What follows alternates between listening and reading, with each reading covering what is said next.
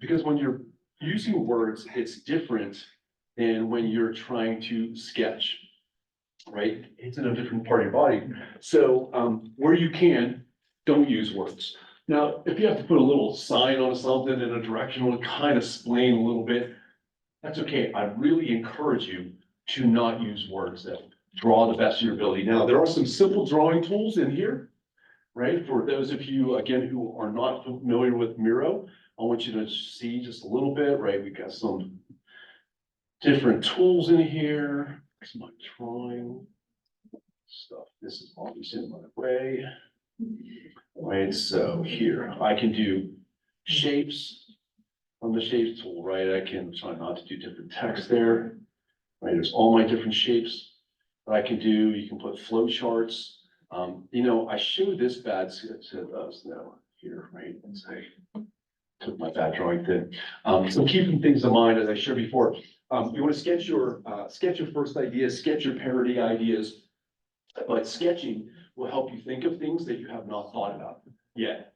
We do want to get you to the point where you are generating original ideas. And again, that comes around idea 5, 6, 7. Now, how many people are professional artists? Please raise your hand.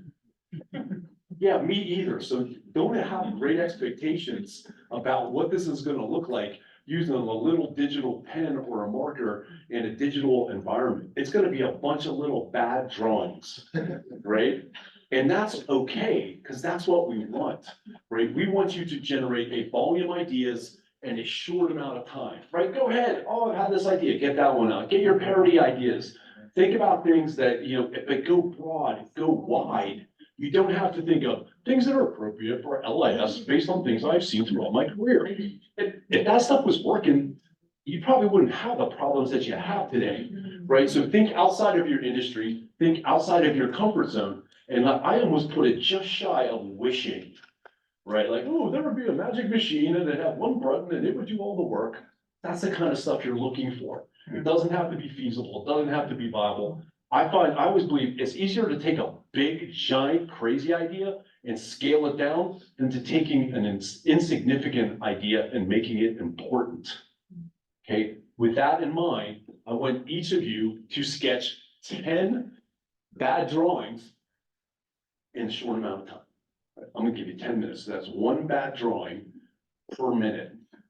Okay, don't worry, you would giggle farther, even farther when you try to go do this and you're stuck on 3, right? Again, the game is volume, quick, bad drawings, as many as you can get. That's how you can serve your team at this point. Are there any questions online about our game? No, I got a note from Sinatra, so I figure she's good for everybody online. Of course, if there's any questions or any support you need, raise your hand. We will help you. You have 10 minutes to make the 10 bad drawings that could be potential solutions for your problem statement. And this, again, this is an individual assignment, right? I'm not going to put separators between you, but you serve your team by working individually as opposed to collectively more ideas. Yes, Abbas. Are we supposed to draw here or this is? You're supposed to, no, that's a great question. I prefer if you draw in Miro. If you can't draw in Miro or you don't want to, they got the little drawing tools in. You can sketch something, take a picture, and then copy and paste it into Miro. All right, that's all you can do. And if you have any other questions from that, please raise your hand. We need to get started. You have 10 minutes. Please begin.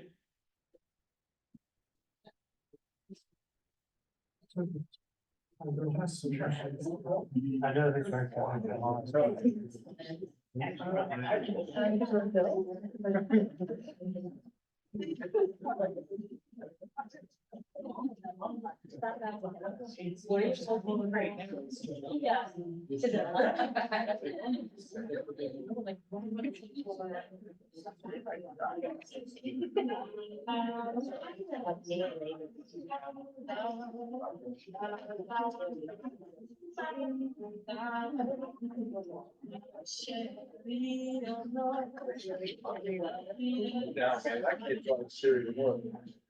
I can't say.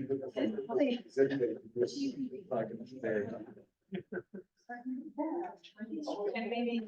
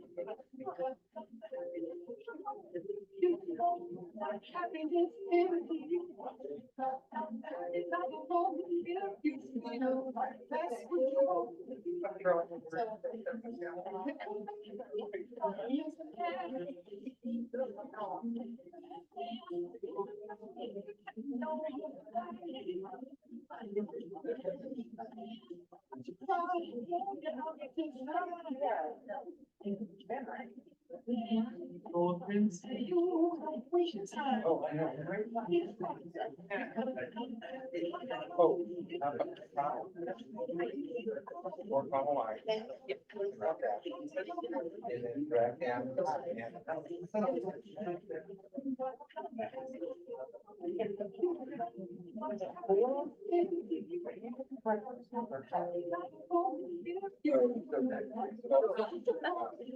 Manpower is about more than mom. Manpower can align and work. Oh, it might have to be good.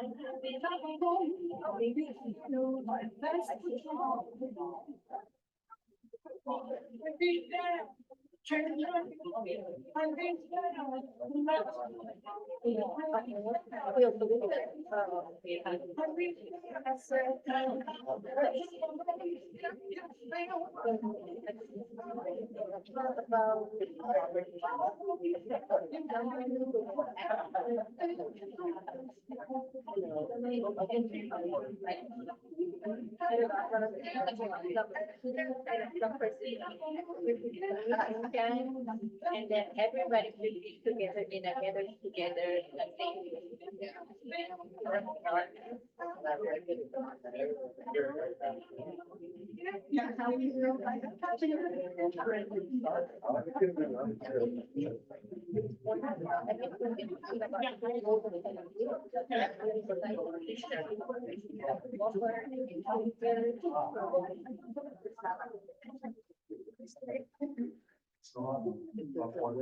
Because you know I'm all about that bass, no trouble. I'm all about that bass, no trouble. I'm all about that bass, no trouble.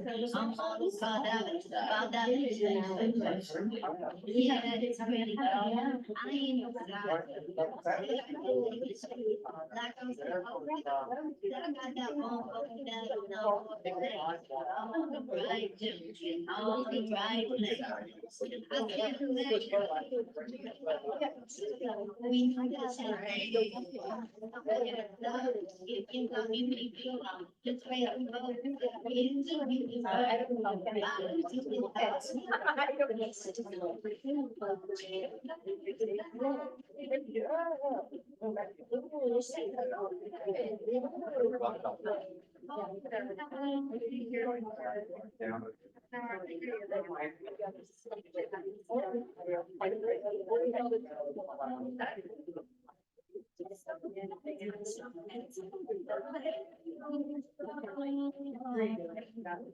Because you know I'm all about that bass, no trouble. I'm all about that bass, no trouble.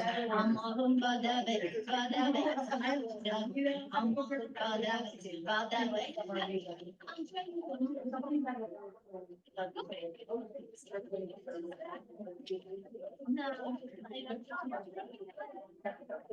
No. Yeah. Every interview is perfect from the bottom to the top.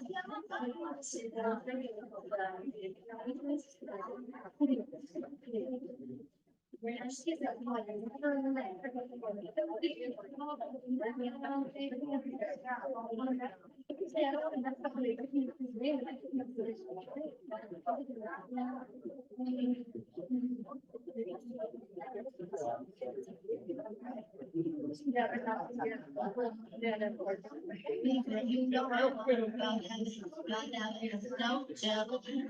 about that, no trouble. I'm about that, no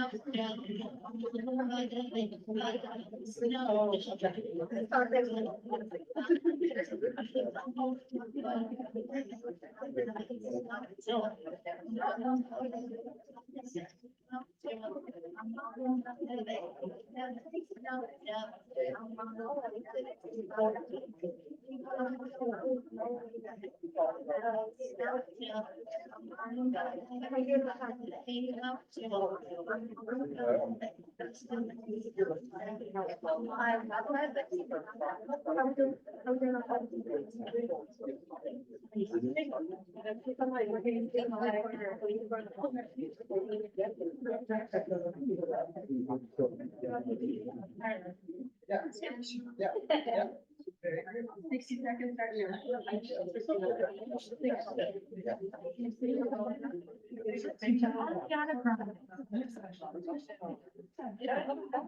Now, on Spotify.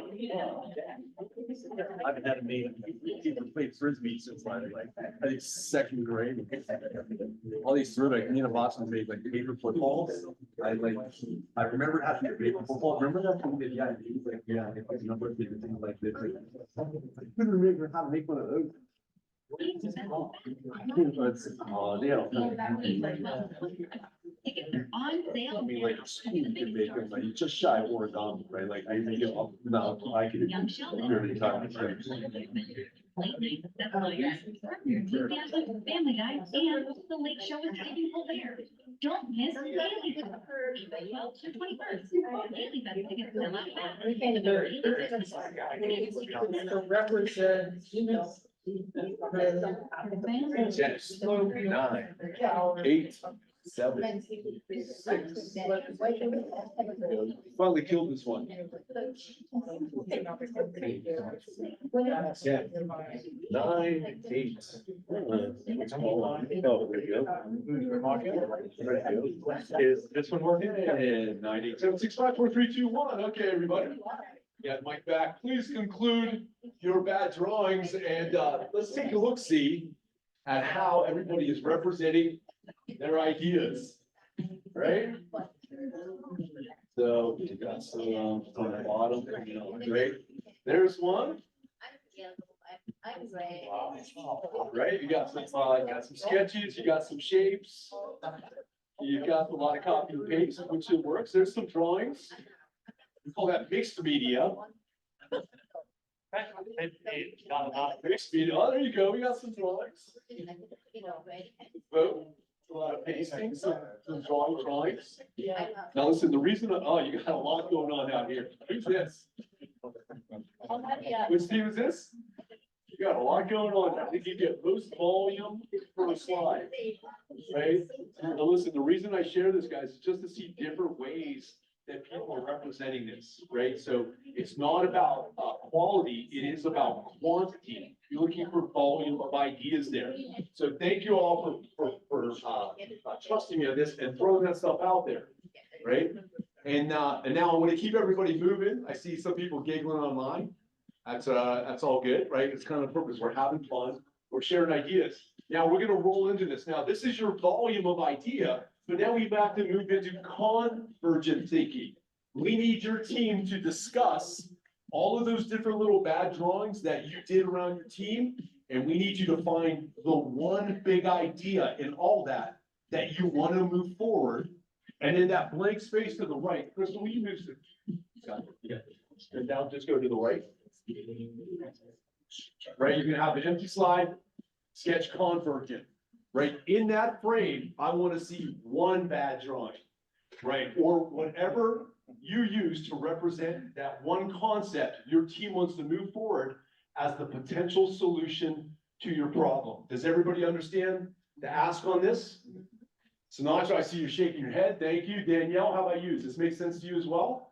Thank you. Everybody inside? You have 5 minutes to make your convergent sketch. Go.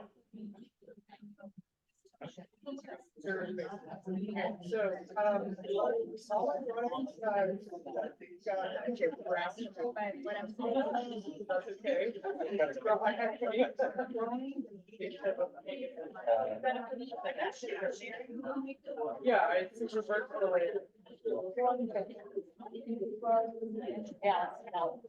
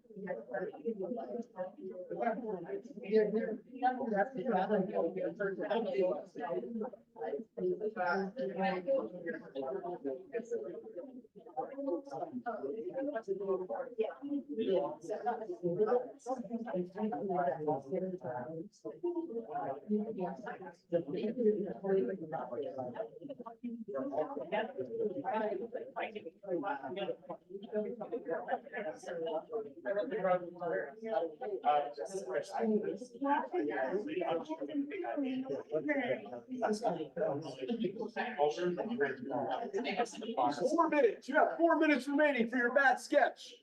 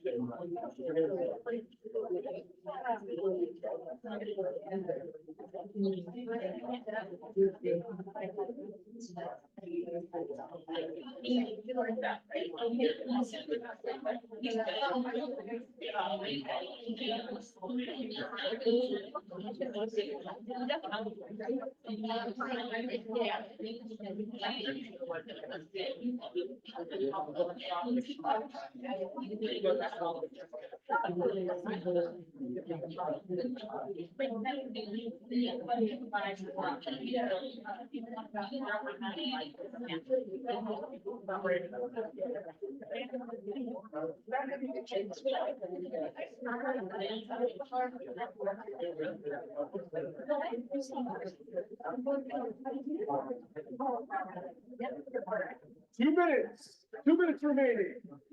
Please have your sketch ready to share in 2 minutes.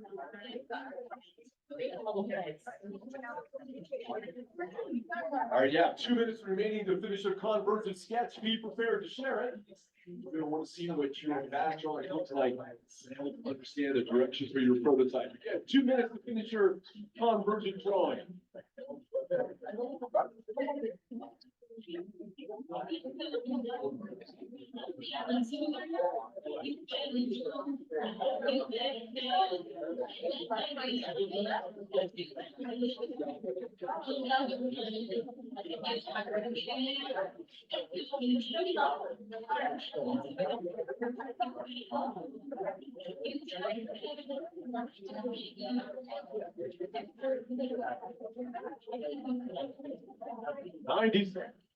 90 seconds left to finish your convergent drawing.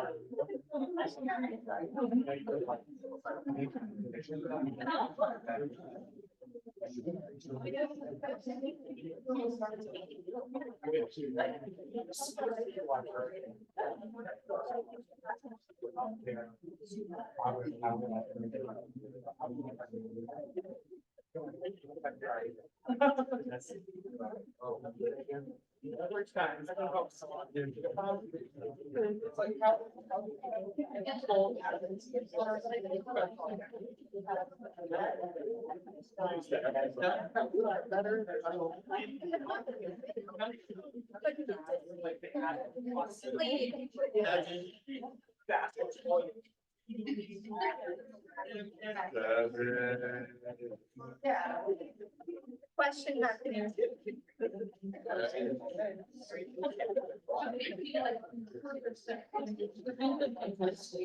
Hi, everybody, welcome back.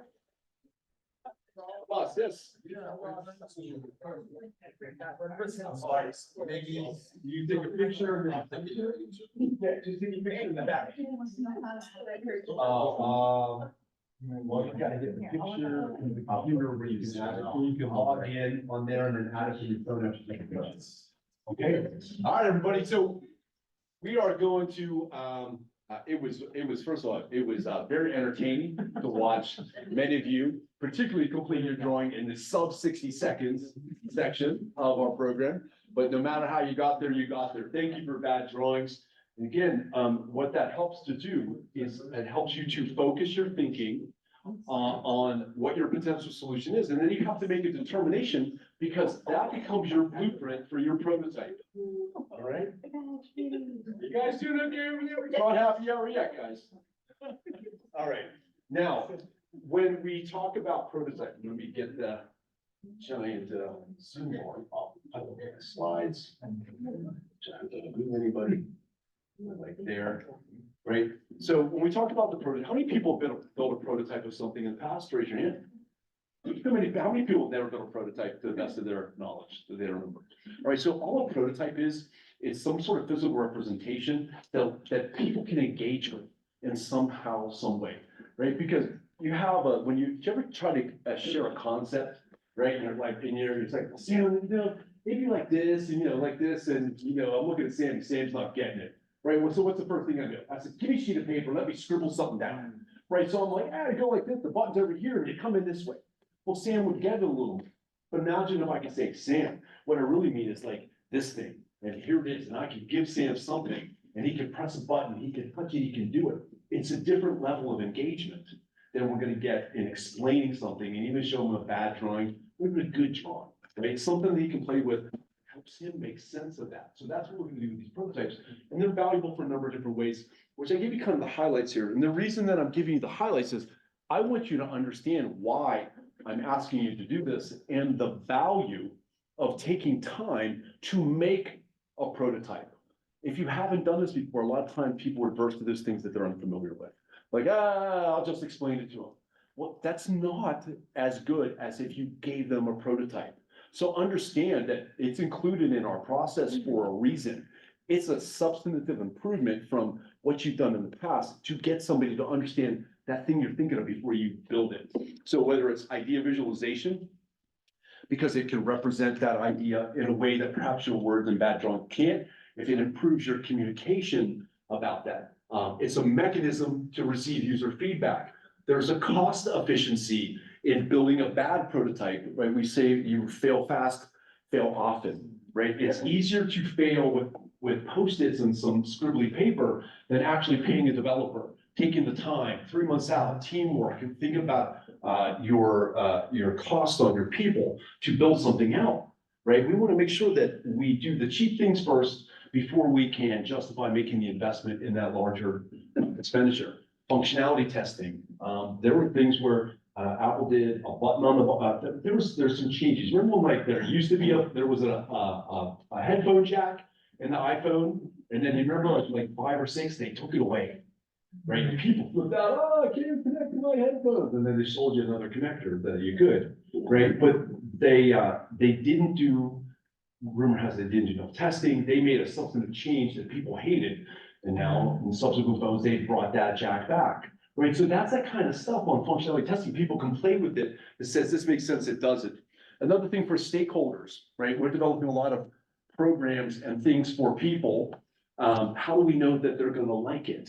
Right? We can say, oh, when I liked it, when I was there, I would have loved it. Yeah, you're not them and times change, right? So a lot of things that we can do, iterative improvement, market testing, right? The list goes on. And the reason that I have so much is I really want you to understand the reason and the value in prototyping, right? So the reason that we have maker spaces, why do they put all that equipment in place? Because it's so valuable to actually make a prototype before you go to market.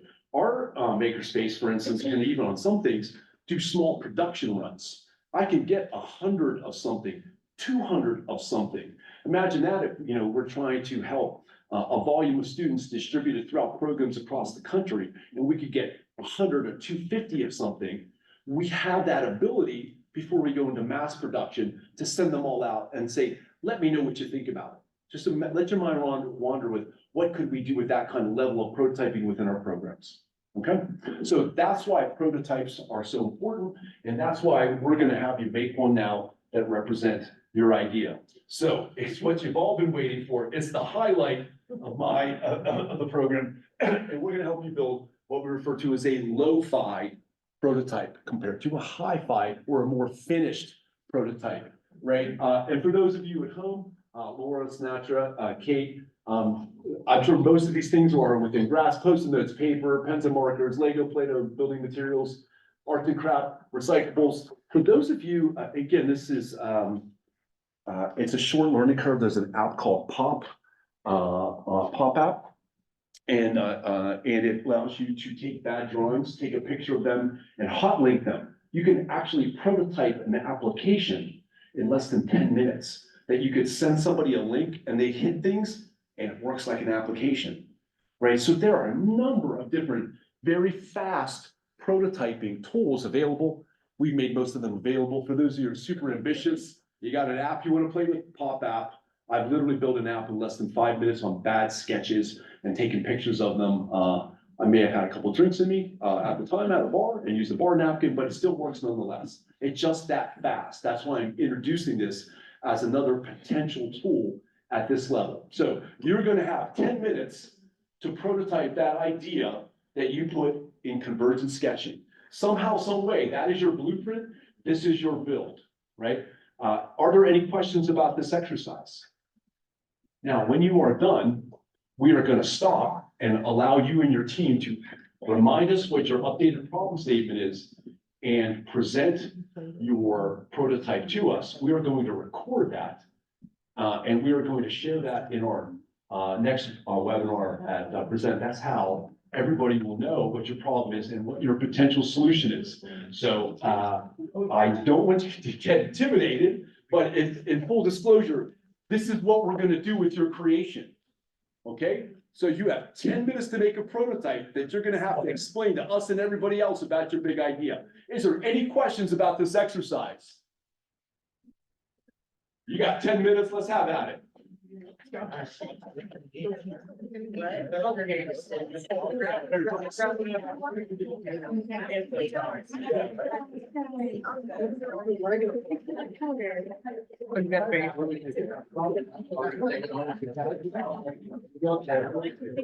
Knocking down walls or like a wall in the corner that's like more open than other.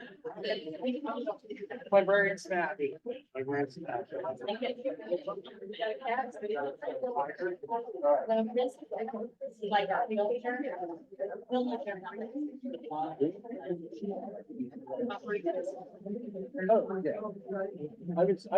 Yeah.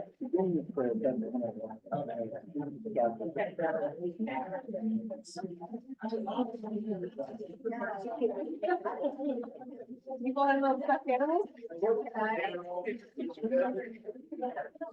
Very good.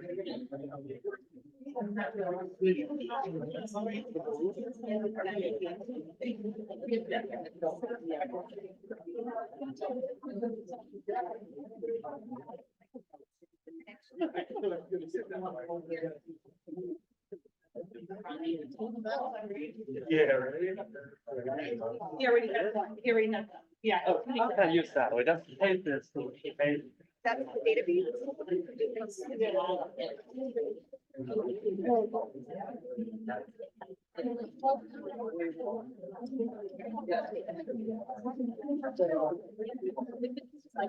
You're welcome to be the first to go. Right?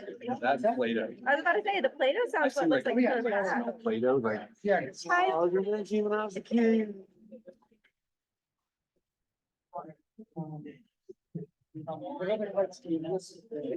Here's for ideas.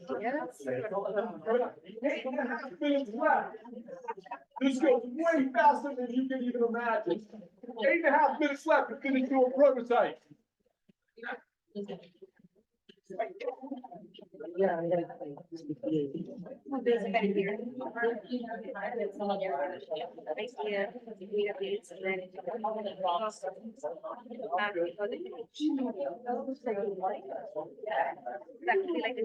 Remind everyone else.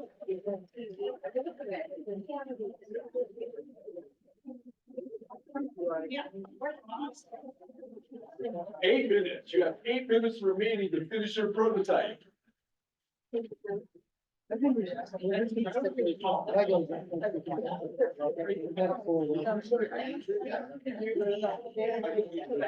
idea with the kids turning.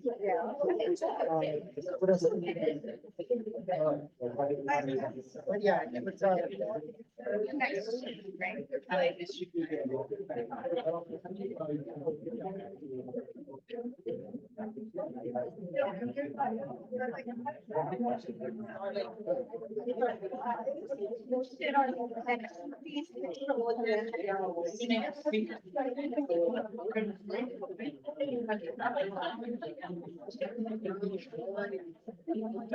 Seven minutes. You have 7 minutes to complete your prototype.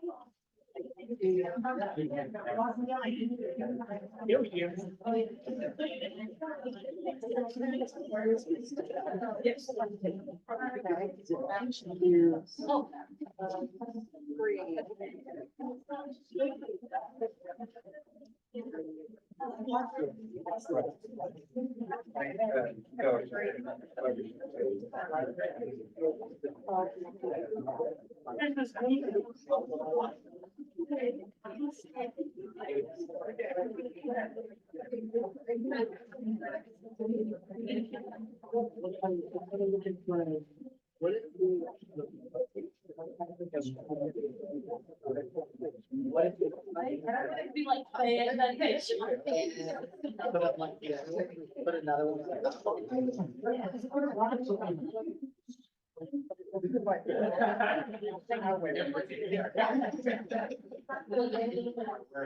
think it would stay with.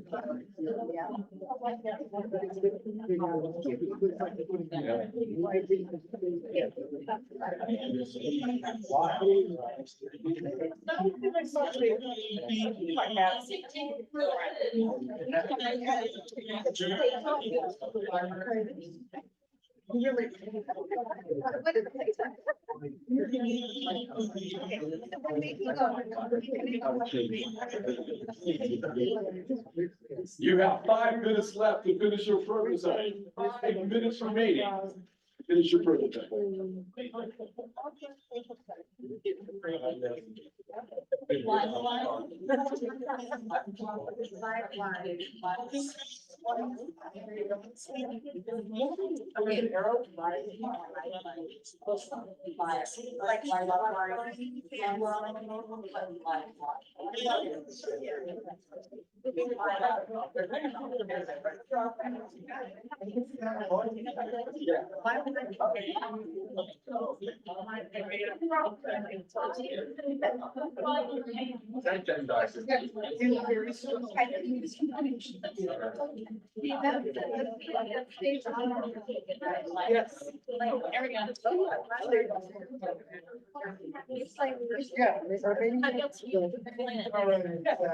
All right.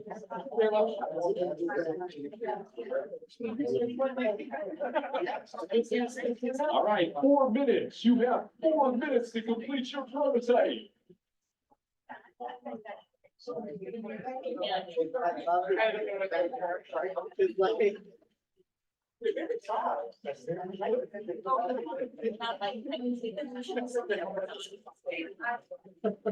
Open doors and windows.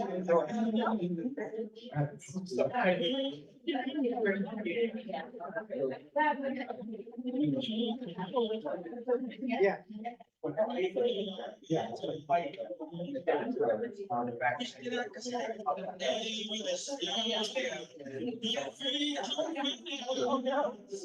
I figured,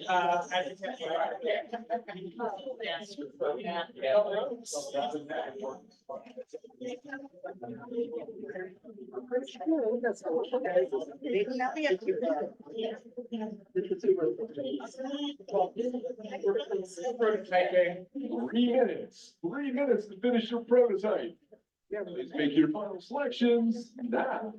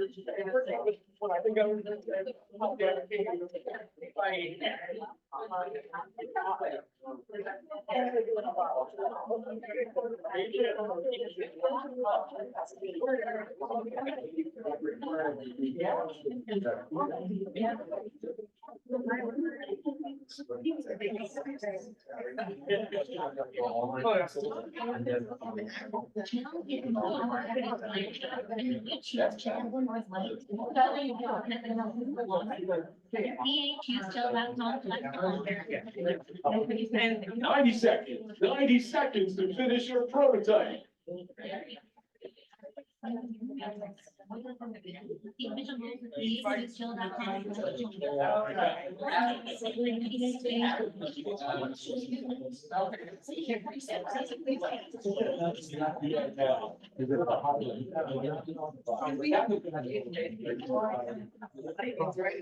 One minute to finish your prototype. It's like it's a vampire. Okay.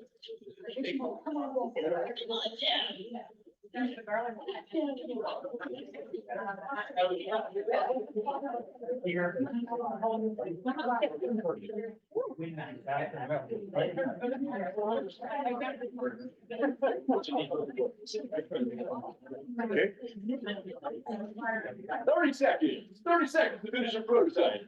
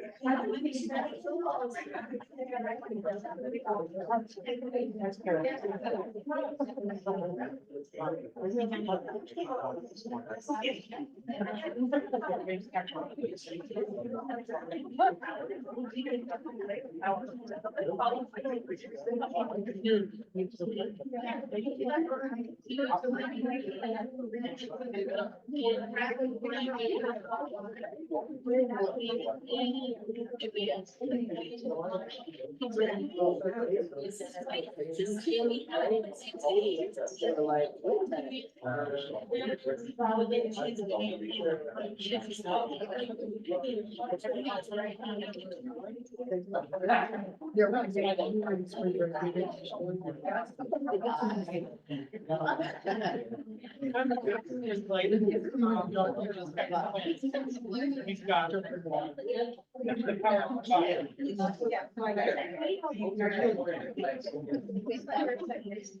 Oh, no, I just.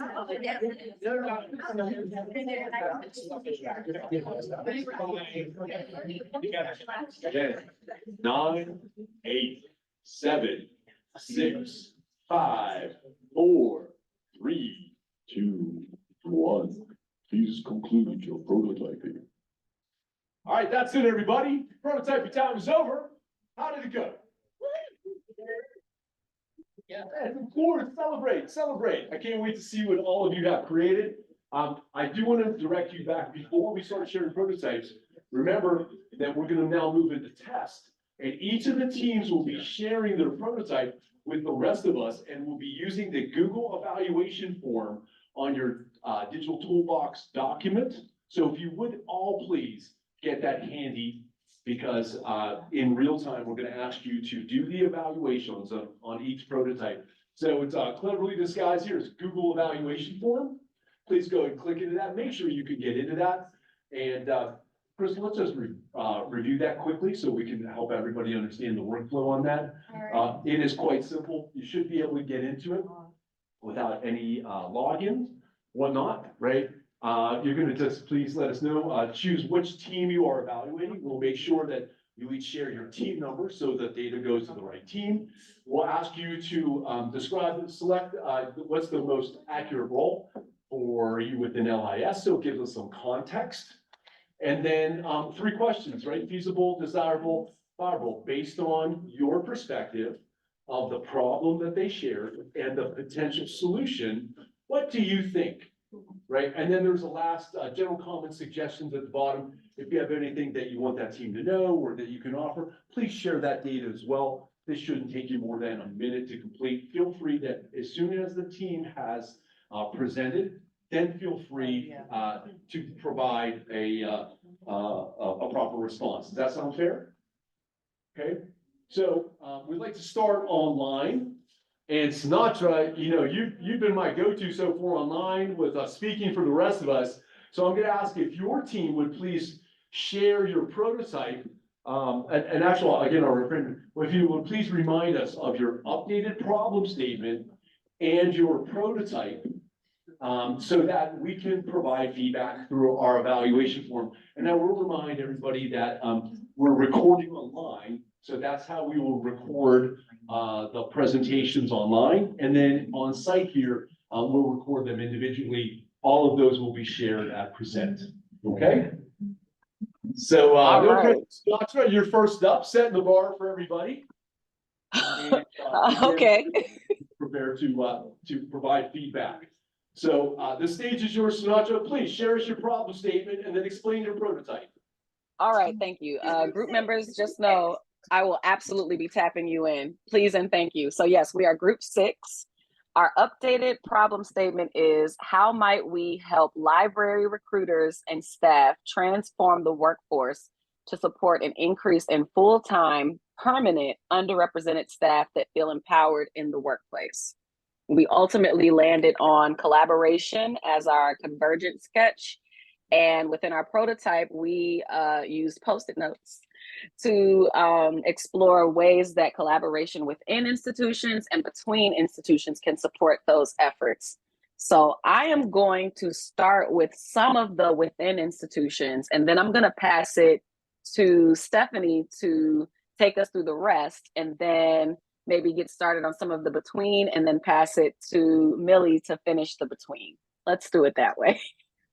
We are all involved. This was a collaborative exercise, and I can't move my screen over. Okay.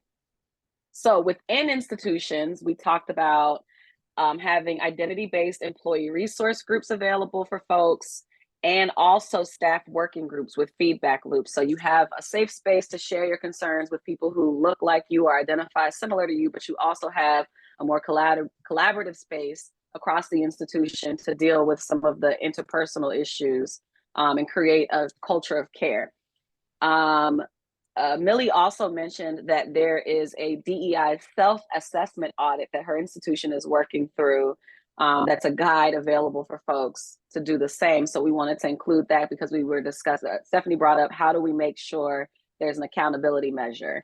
And I also wanted to throw in there that we need to identify sustainable streams of funding so that it's not, we were talking about how short-term, part-time, or unpaid labor is not a good way to recruit BIPOC staff into the workforce. And so there need to be full-time permanent staff positions that are encouraging folks to join, or at least long-term for folks who are at the intern fellowship level. So Stephanie, I'll pass it over to you to finish the within institutions. Yeah, so other things we could do within our institutions, one is to leverage our collections by highlighting the items that we hold that speak to DEI. As well, work with professionals in compatible fields like education, data analytics, because many folks who come to LIS come to it from other fields, or folks move out of LIS into similar ones. And so there are lots of folks within our institutions we can work with on improving diversity in our field. In addition, professional development, retreats, guest speakers, and reading groups can help support current staff. And also providing LibGuides with policies on topics like collection development, DEI, the reading room, and accommodations for employees and our library users. Moving over to between institutions, we'll take the bottom Post-its.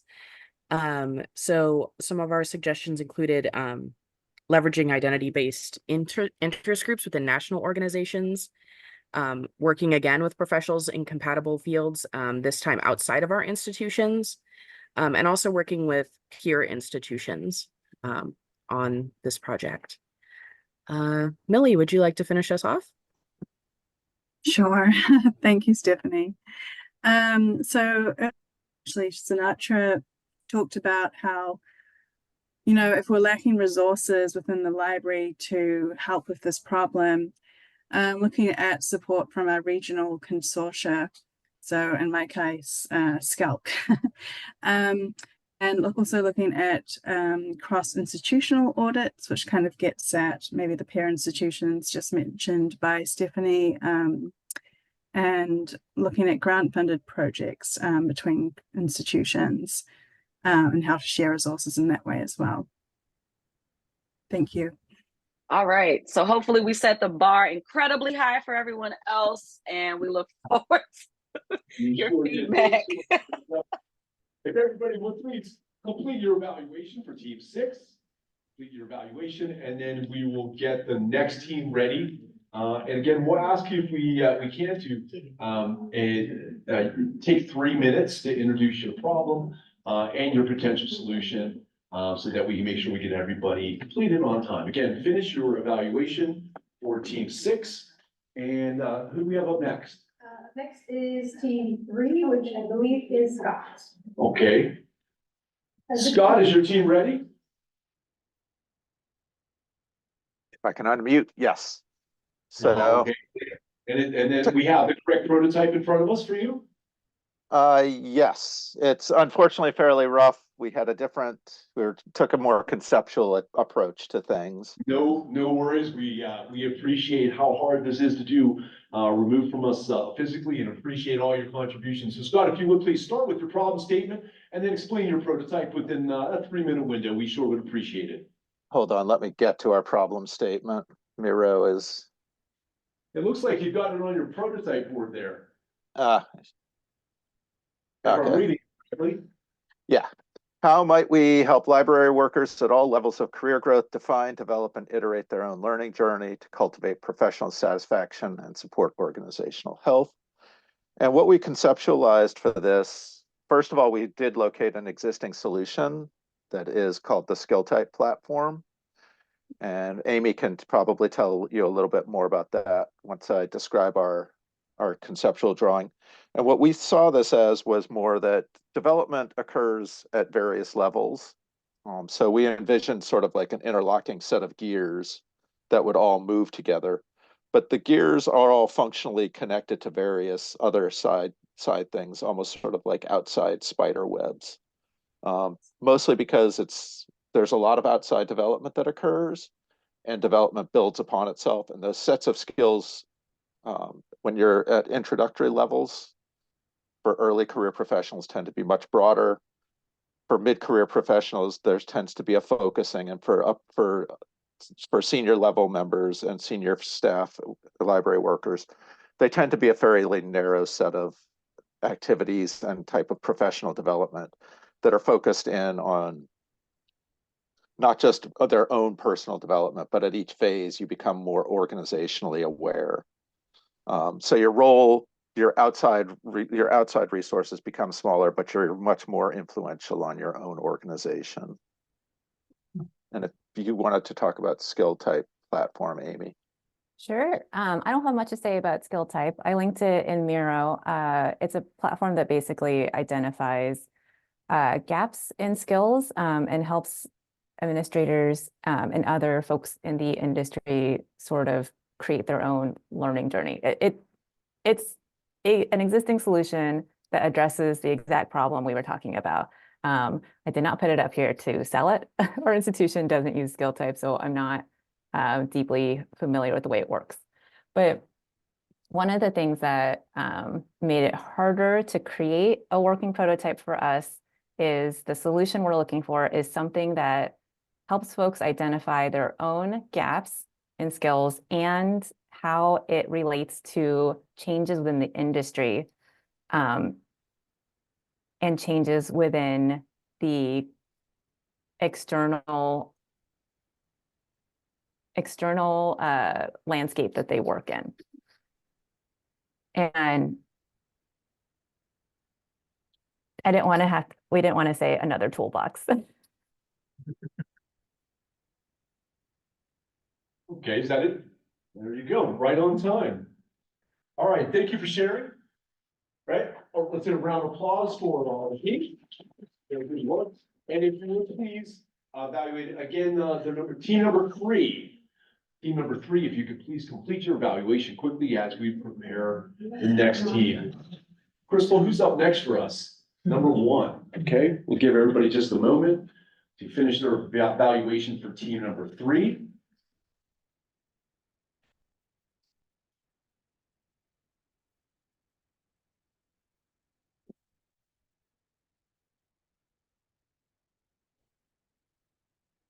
All right, let's turn it over to team number one. Your problem statement, please, and explain your solution. Okay, thank you everyone for today's meeting, and I'm very grateful to work with our team. So the new problem statement for us is how do we make the library science field more attractive? Because the main problem was how do we help library information science professionals and students advocate for the field and their own skills, to emphasize the importance of the information science globally, we make it shorter to just make it more attractive. So based on that, we just consider several options, and we just categorize the people who are under this to just watch this to the students, to the professionals, and to the people who are out and they are seeking for the job probably in this field.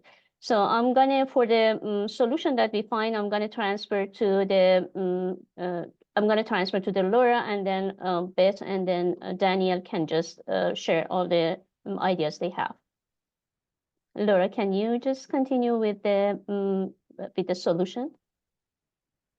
So it was actually Beth's idea. At Beth's institution, they've implemented this method of setting up the job information. So when they're hiring people, they have an outside person ask why specific requirements are required and try to get to the root of this. That doesn't work for every institution. So our idea was coming up with more of a system of using that why to get to the core that even small institutions who don't have an outside person could use. And Beth can explain a little bit more about what that actually looks like at an institution.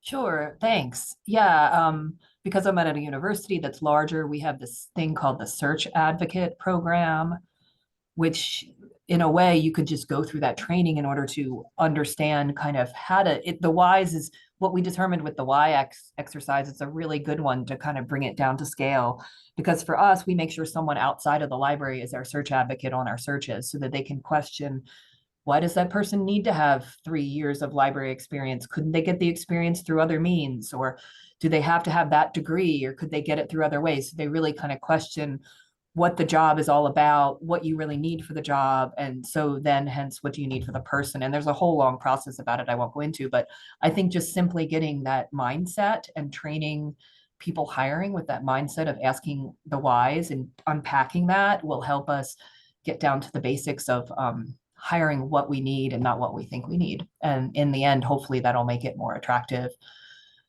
We didn't actually get to all of the employee needs of hierarchy, but like, how do we get those basic needs met so that everyone can find their ideal job? I don't know, Danielle, if there's more to add. And then I think one other thing we were thinking about is longer term to help organizations as a whole make some of these materials available online, and possibly make experts available so that they could serve as that outside person for smaller organizations who might not have that in-house.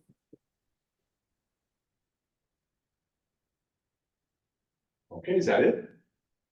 Not that it wasn't enough, I just don't want to cut anybody. All right. That's it. Thank you. All right. Thank you.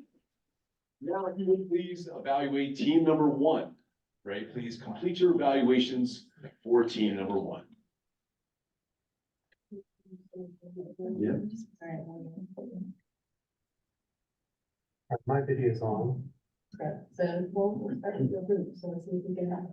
All right, now we're going to do a couple of tricky. So for our online participants, Eric is going to share his phone so that you can see the other prototypes, and then I'll have the mic by, so you should be able to hear them. We do want to make sure that you're able to evaluate just as well as everybody else, and then we'll ask everybody to do their best to stay close to 3 minutes. And we'll be wrapping up. The rest of you, I will ask, if anybody is inclined to like to get up and come and see this, you can get up and see it as well, or you can try and watch on the monitor. We'll give it a shot. But Eric, as we multitask here, right? Team number 12, if you would please read your basic, or you or Katie will read the problem statement and then go in and explaining your prototype. Would you mind actually? Okay, find it.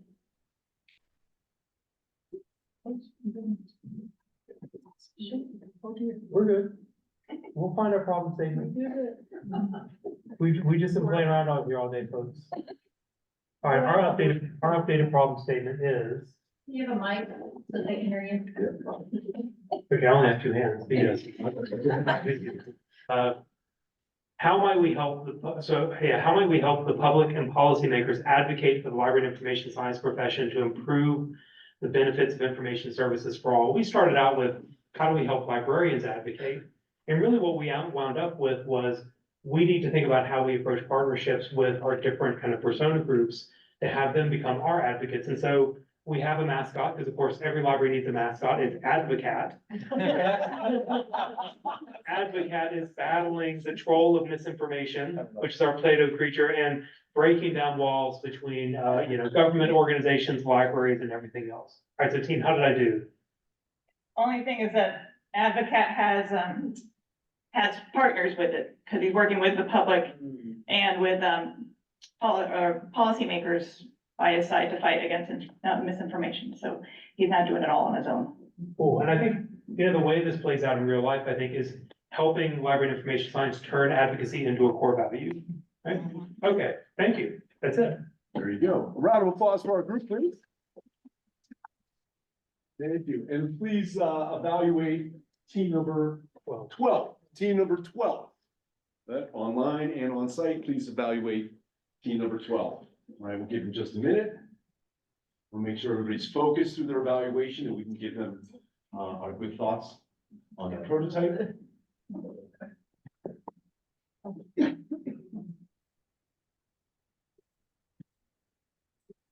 Okay. Give a good prototype.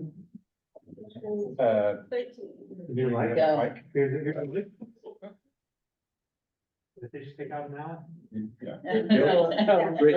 And Stephen, if you would start with your problem statement and then explain your prototype. Absolutely. So our problem statement is, how might we help library leaders, staff, and community partners foment culture change that values and rewards skill development and that intentionally ties personal professional development to organizational strategic success. The uninitiated might think this is a banjo that has gotten unstrung. That is not the case. What this indicates is the disparate needs of community members, of staff, of library leaders being brought into this matrix where we've got the thriving community, and community success is the outer ring. Within that is an inner ring of library strategic goals.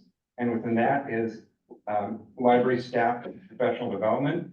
The idea is helping create a culture where we're tying our individual staff member successes to what the university library, the library is doing, and how that supports the larger mission of the community in which it's embedded, leading to aligned, action-aligned goals, not all exactly the same, but in alignment. And so taking disparate needs and bringing alignment out of it through the culture change we talked about.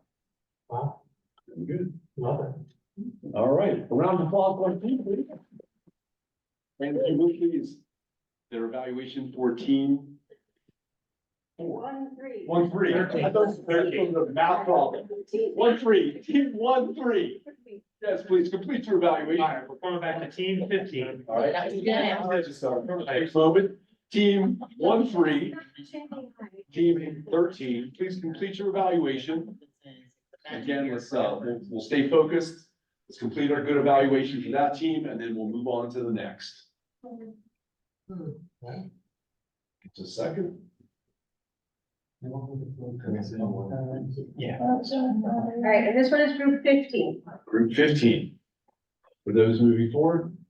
All right, Sam, are you going to read our problem statement? Please feel free to start with the problem statement. Our revised problem statement is, how do we assist library staff, content creators, and coordinators in accessing resources, knowledge, and support for role-specific professional development opportunities so they can take more courses and improve performance? Good, please explain the prototype. All right, so we drew a dollar bill. This is a dollar bill. We realized as we were thinking about this that an actual weak point in this is the administration. If we had administrative support, some of these problems would go away on their own, because the staff development coordinators are always overtaxed and it's generally not their number 1 or number 2 or number 10 priority. And the library staff are also under-resourced and overtaxed. So we have our little administrator here. We are giving some money. We said maybe you could give $100 per staff member per month, depending on the size of your institution and all that, which you could use to sign up for 1 staff development course a month or something like that. We have our time here. The clock is, it's sort of inventively divided there, but it's set to 3 o'clock because we thought maybe we could give you 3 hours a month to do one professional development course. It feels like not a whole lot in a large institution. In a small institution, you have to scale this down probably. But if we did that, if we flip it over, on the back there, we've got our pyramid of light there, which represents the sort of self-actualization and feelings of self-improvement and self-motivation that the staff members would feel, because resources lead to motivation, which leads to learning.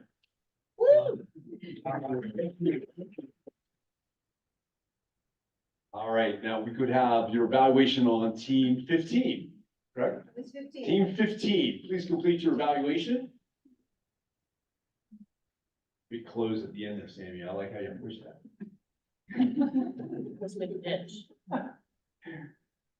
Oh, I can't see this. All right, and now we're on to team 16. All right, again, please complete your evaluation for team 15.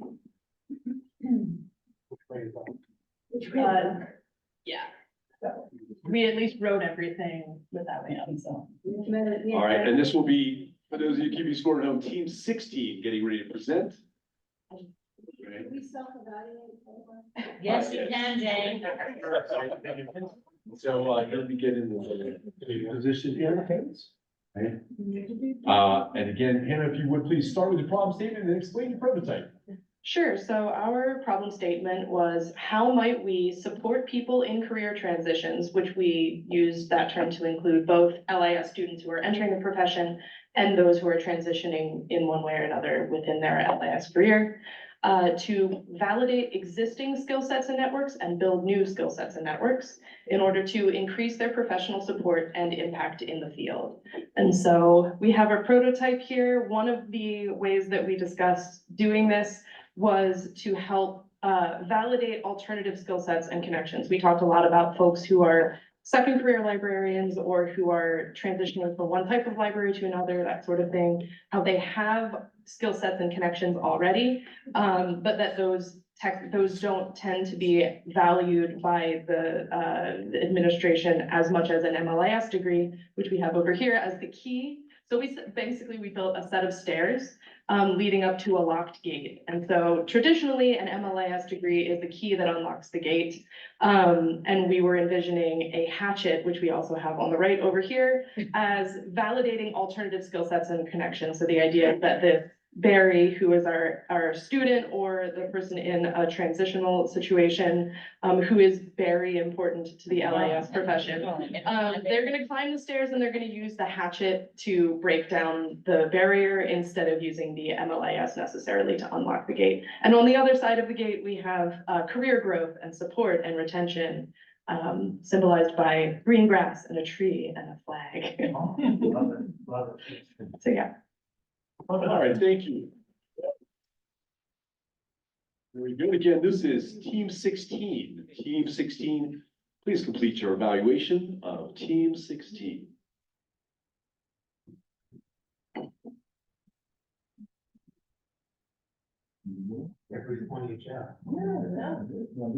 Jeff, you just got volunteer, somebody's gotta do it.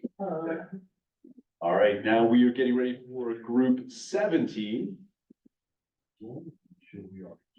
Prepare for you.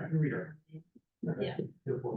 And if you could start with the problem statement and then explain your prototype, please. Sure. So we sort of changed the theme of the question. So it's now addressing holistically supportive search processes.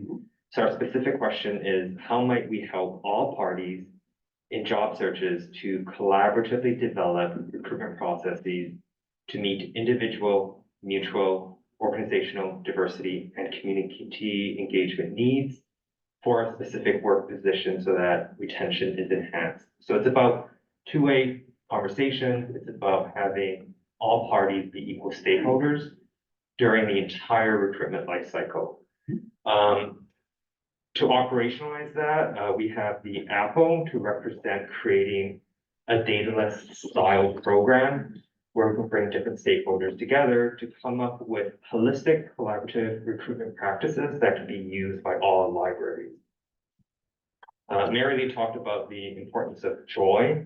So we have this happy frog and pig. Oh, you should actually recognize it. Yeah.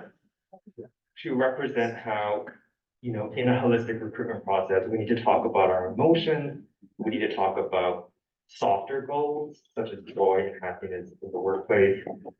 We have a star to represent developing best practices that we can share nationwide on how we have these holistic recruitment processes.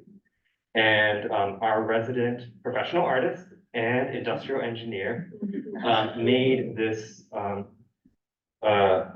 sort of color wheel that shows how different parties come together, and then they bring different perspectives, and to look at how all the different perspectives intersect to emphasize this idea of mutual partnership and support during the recruitment process. So just really elevating candidates, that they have the ability to negotiate their role during the entire recruitment life cycle. And I'll pass it around, please. Just that they're all oriented in different directions, but all at the same size, and all bringing different colors, shades, and perspectives to the whole process. We also talked about there's a lot of wisdom in LIS literature already, and perspectives from LIS professionals. So bringing kind of that into the process and operationalizing it is another thing we talked about. So, yeah. Awesome group. Thank you. Thank you. What number is that? Group 17. Group 17, please complete your evaluation for group 17. Okay, No, hold on, let everybody finish voting.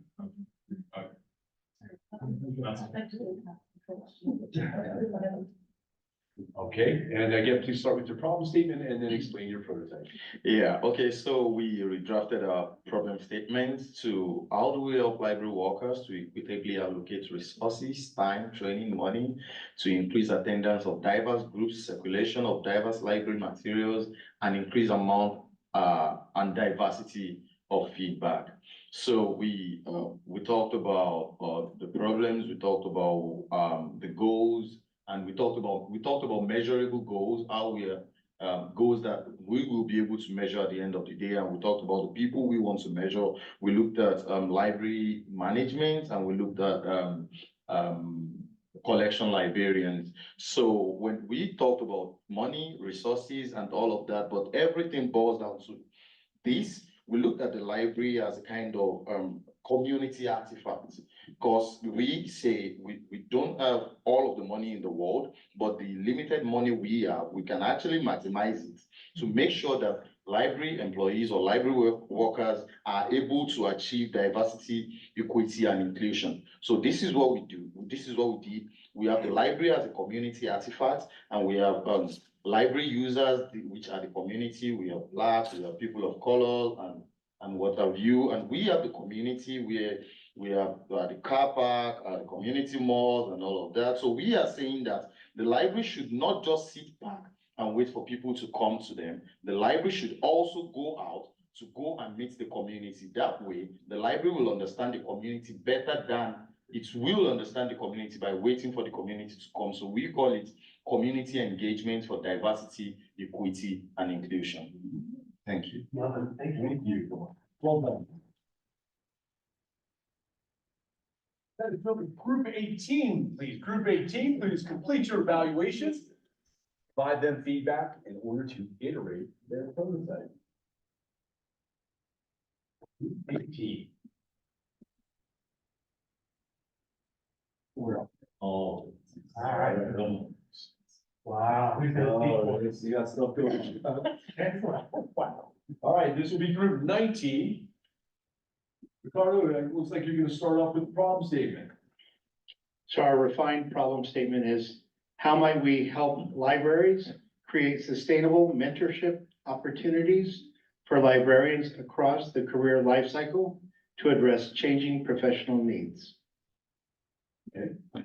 And so our solution, this is supposed to be the United States. How closely it resembles the United States, take that up with the geographer. So our solution was to create, honestly, now that I'm looking at it, something very similar to leading. So a network of mentorship coordinators who can meet and create materials related to mentorship that can be shared across the network. So you'll see on the bottom, we have a little picture for a Zoom call so that these mentorship coordinators can all meet. And then the hope is that after the mentorship coordinators meet, they'll graduate from the program, and then we can bring together the mentors that they'll be advising in some kind of community building as well. So yeah, a mentor coordinator network is essentially the solution. I love it. Thank you so much. Wow. Group 19 for your evaluation, group 19. Maybe the entire East Coast just goes swoop, but you did manage to get New Orleans specifically. Man, it looks like everybody moved to Florida. Disney World expanded again. Yeah. Metaphors. All right, again, group 19 for your evaluations. There you go. All right. Okay. All right. Now, this will be group 20, for those of you keeping track, and your problem statement, please. Our revised problem statement is, how might we help library workers in under-resourced communities develop mentor relationships to support them to advance their career pathways? And our prototype is for an app, that's an online mentor match app called LibLine. And so that, mentors and mentees can self-select folks that they think would be a good match to help them, with progressing their individual career goals. And it breaks down, it's kind of without borders, so you're not, regulated to your geographical area or even particular professional association. So it really kind of just opens up opportunities there. Cool idea. Thank you so much. Thank you. Round of applause for group 20. Please complete your evaluation.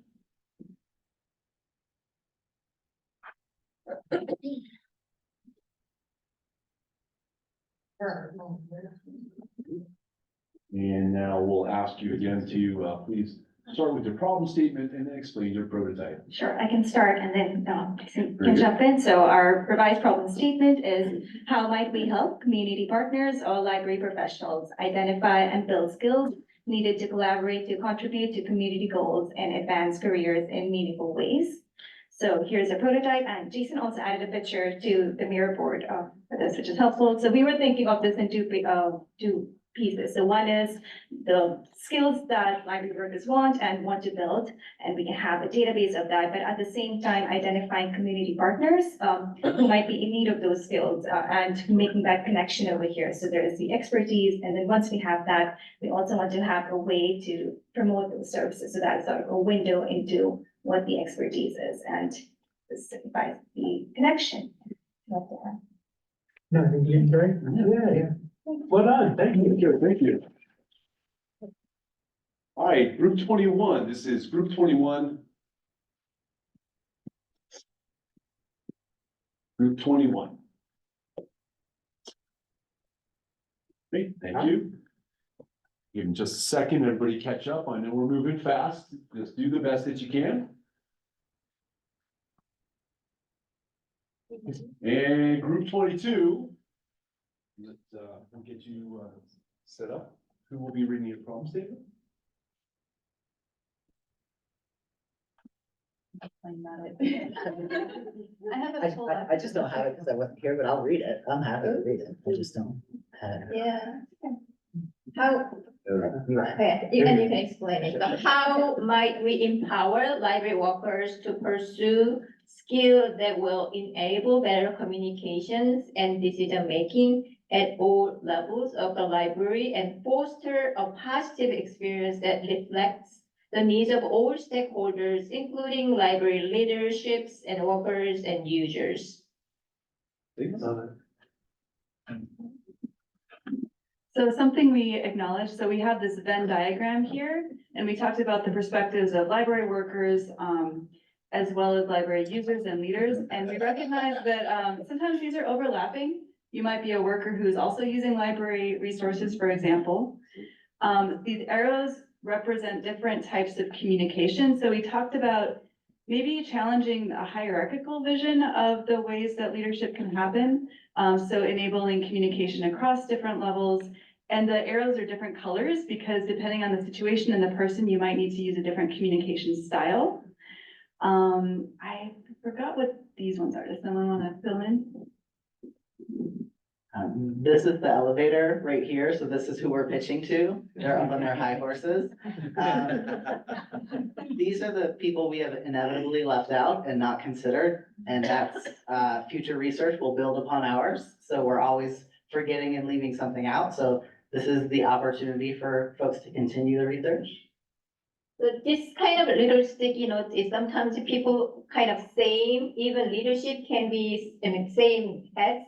And this is sticky note, you can just unstick and stick it, and then this whole head can be kind of moving part and yeah, can be changed every single time and depending on the situation and context.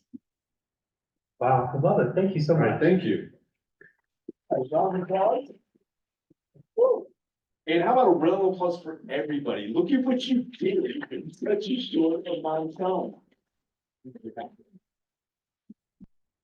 That was group 22. Group 22, please complete your evaluation for group 22.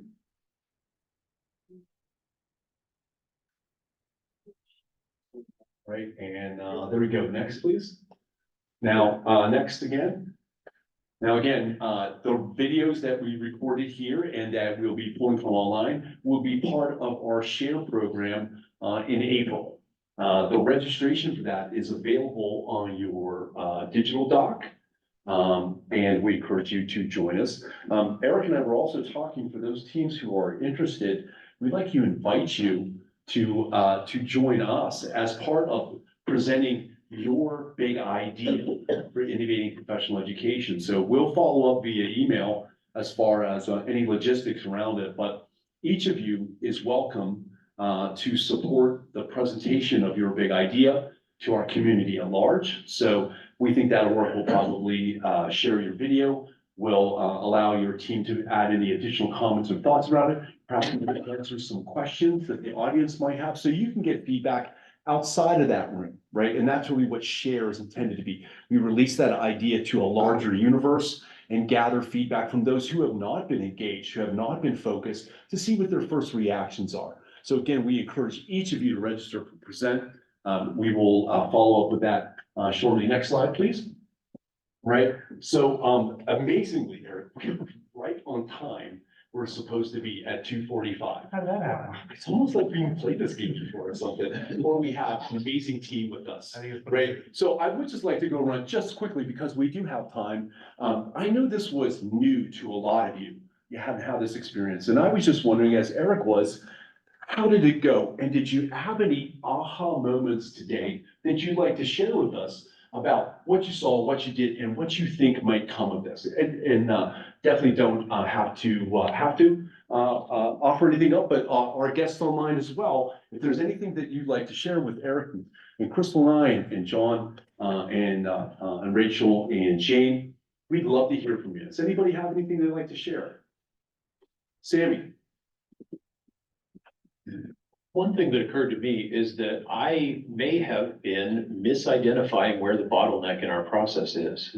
Since this is something I actually do professionally. I have a tendency to sort of curse out staff development coordinators as the bottleneck, but it occurs to me that administrative support and lack of resources on the staff development coordinator's part make that a very difficult job to do, and reframing that in my head I think will enable me to address the problem better in my actual work life. Yeah, great. Thank you, Jason. How about you, my friend? Thank you. Yeah. Okay, so thank you to my teammates. They were super amazing, and I learned a lot from them. John, I learned something very, very special and important from John, that if you are setting out goals, make sure these goals are measurable. Like if you are not measuring your goals, they might turn out to be something else you don't intend them to be. And also there is this empathy, sympathy thing we talked about that when it comes to DAI, you might want to look at some groups and, oh, we feel sorry for you. That is why we are doing this for you. No, don't feel sorry for them. Understand them, understand what they want. And by so doing, that is when you can serve them properly. So these two key takeaways are very, very important. Thanks, Bob. Thank you for sharing. Anybody else have anything? Jane, please. Always interested in your perspective. Sammy, is it Sammy? Sam. Yes, Sam. I would call him Sammy. He's my new best friend. Sorry, call me Janie, okay. I really like what you said, and I think that what became clear to me is like my passion and focus has been on the students and the early career people. But there are multiple bottlenecks, and I had an aha moment back here. Is this being recorded? Yes. All right, whatever, I will say it. Two of our fellows had problems with their actual supervisors at work. Because the supervisors were not as supportive. Now, to apply for leading, you had to get your supervisor's buy-in. One person ended up switching jobs, the other person, it was only at the end of their project, and they now have a new job. And I had like a supervisor reach out to me without including the fellow, and I said, I'm happy to talk with you, let's get the fellow, let's all talk together. It was kind of like a back channel. I guess my view was always like, we're all in this together, and I think this is what we found really worked with leads and leading is everyone was like, let's move this forward. I'm not saying that those folks that were concerned about the fellows' working habit were maybe trying to stop the fellows, maybe they had a lot of other things going on, but I don't know if I'm making sense, that we need to look at all of these pathways and bring the supervisors at work along on this space as well as retraining and tooling. Right. Yeah. Gotcha. Thank I you, hope Jane. it came together. It did, right? Thank you. Sinatra, how are you? And I understand you've got something you can share with us. Yes, so I'm really happy with the way that my group kind of identified with the persona work, identified who the different parties that are involved in this are. And even we talked about how we could further break down each of those personas and, think through who actually could fit into which bucket and everything. But I started with, earlier on in the exercise, I started with a note that if DEI and recruiting people to the field and stuff has been a goal for our institution since 2020, why are we in 2024 still struggling with this problem? Every single conference I go to, if I do a presentation, someone comes up to me and asks, well, how do we get these people in the field? And I always tell them, go to them, go to your target audience if you want to get the message to them so that they will come.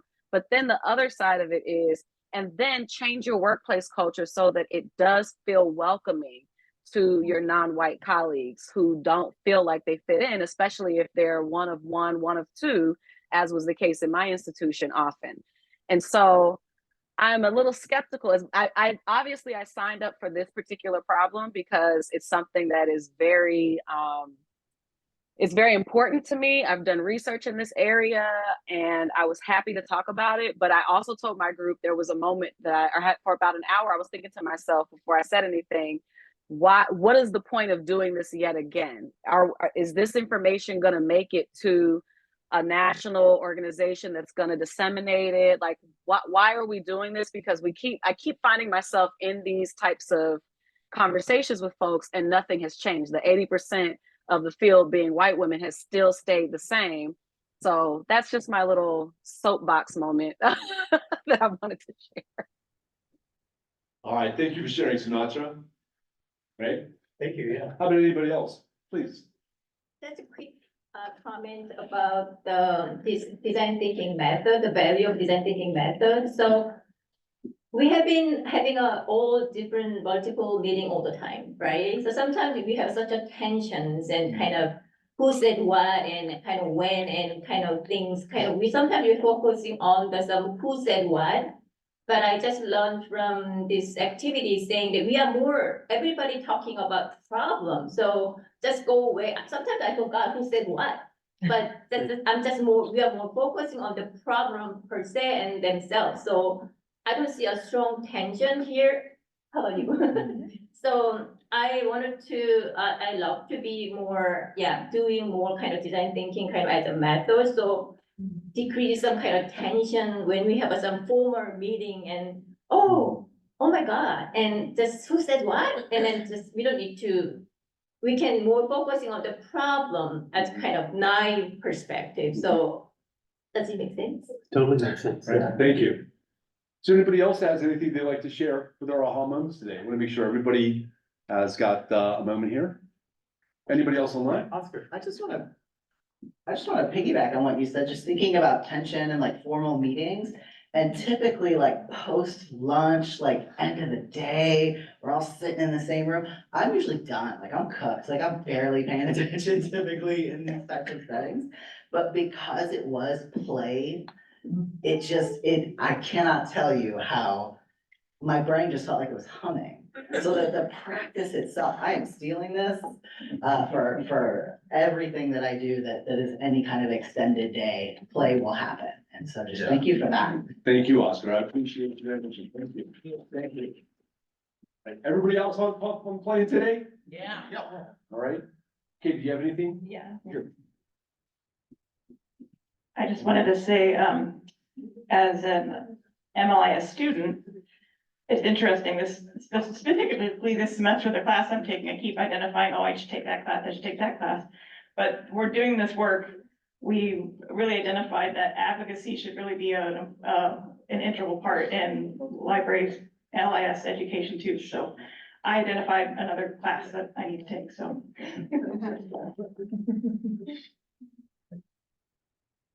It's wonderful, thank you. We're all distracted by the question of whether or not we put the right date up on the screen. We're right about just where it is. It's, wait, one last comment? Yeah, Mary Lee, here we go. Thank you. So thank you so much. I just wanted to piggyback on what Sinatra was bringing into the room, which I think is absolutely true. Thank you, Sinatra, for sticking with this topic.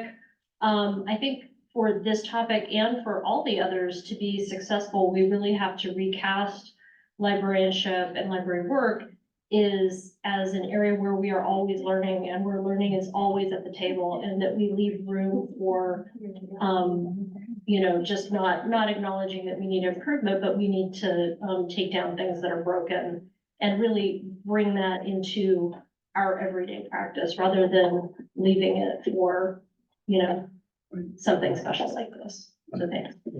Thank you. Last call for comments. Eric, why don't you wrap us up? Hey, thank you so much, Kevin. Maybe just we have a round of applause for Kevin today.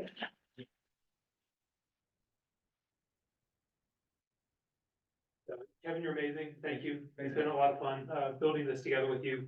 I just want to give a shout out and thanks to my leading co-PIs and partners, Rachel, John, Jason is here somewhere, Andrew Pace, who left.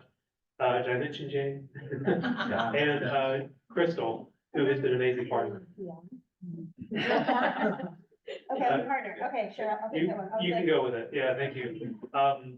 We've been working on this for several months, and as I said, we're really thinking about how do we land leading, and what do we think about for the future of leading, and so today's been just really energizing for me. And I also want to thank my dear colleagues here at UC San Diego, Elena Pernicano, Jane Cormier, and Jade Johnson, who have made all this happen behind the scenes, so thank you so much. They're all multi-talented. You saw Elena did event planning and coordination. Jade is our photographer, among other things, and Jen is our amazing event specialist, so thank you. And just a thank you to all of you. I know it's a big undertaking. You spent the entire day with us. Many of you flew from across the country to spend the entire day with us, and just deep, deep appreciation for all of that. And so as far as where we go from here, Kevin, Crystal, and I have a lot of work. Crystal looks like that's something to say, so I'm going to have her follow your remarks. Okay, I'll just conclude this. We're going to take everything we got today, all the Miro board content, all the videos we captured, all the rating forms, and organize that And we're gonna reach back out to you to talk about how we're gonna organize that for Present. And as Kevin said, we would love to have you participate in our Present event. The purpose of Present is to tell the world what we've done, right? And to kind of set the stage for what comes next. And so, think about if there's a role you'd like to play there. You know, obviously, we're not gonna have all of you speak. It's only an hour-long event. But we'll do something. And so we'll keep in touch there. We'll be sure to make sure that's in your inbox. All right, so Crystal, let me hand it to you. Well, first, I'm sorry. Jane, my turn first. Okay, first, I All want right, to then say Jane's thank you to Eric for having spearheaded all of this. Okay, Jane, you can go, but I'm like, somebody has to. I was just gonna say the same thing. I just wanna say, when Leads and Leading started, you know, my thing was, okay, just give them skills and the librarians will thrive. And it was Eric and Crystal that from the beginning pushed on the community part. I'm like, okay, what's that? Okay, you know, I kind of listened to them. But then Crystal, you have not been a Leads fellow this whole thing. So Eric and Crystal, I just wanted to shout out to you. All right, I think that's it, isn't it? That's it. That was the big call to action. Oh, there you go. Refresh, yeah. All right. We're on the wrong slide then. There you go. April 10th. Okay, so the link to this, we have our QR code, et cetera. The link to this is also in your toolbox, the digital toolbox, where it says Leading DATALIS Present. That will take you to a page where you can register to join us. And for those online, I dropped the direct link to that in chat. So please do join us, take a picture, consider it. But April 10th, we will be doing another event where we wrap up all the things. And as Eric said, you can join us and decide if you would like to have a role in helping us present what we've done. Lastly, I just want to say a heartfelt thank you all for playing my games. As Eric said, I know it's a big ask. We travel across the country. This guy's got Play-Doh and Legos out. And you're like, what? But look at what you've done. In a short amount of time, you have got up to speed on big problems in your field, and you've done something about it. You know, my grandmother used to always say, you gotta show up for something good to happen. And you all showed up today and you leaned in. And on behalf of our team, thank you for all of your contributions, especially our colleagues online. I know that you know, you put me in a 30-minute Zoom and it's hard to keep my attention. We've asked them to be here for more than 6 hours and they have responded as strongly as you have on site. So again, heartfelt thank you all for your extra work being online and your contributions. As Eric continues to say, as I do, we could not do this without you. Thank you, thank you, thank you. We hope that you will continue your journey with us on DATALIS through Present, and let's see where it takes you. Hope you have a great time in our sunny little city. The rest of the time you're here. If anyone wants to chat, we'll be around. Thank you and good afternoon. All right, thanks, everybody. All right, folks, one thing that Elena asked you to do, so hang tag, there's a basket right here, drop those off. Are you gonna be up?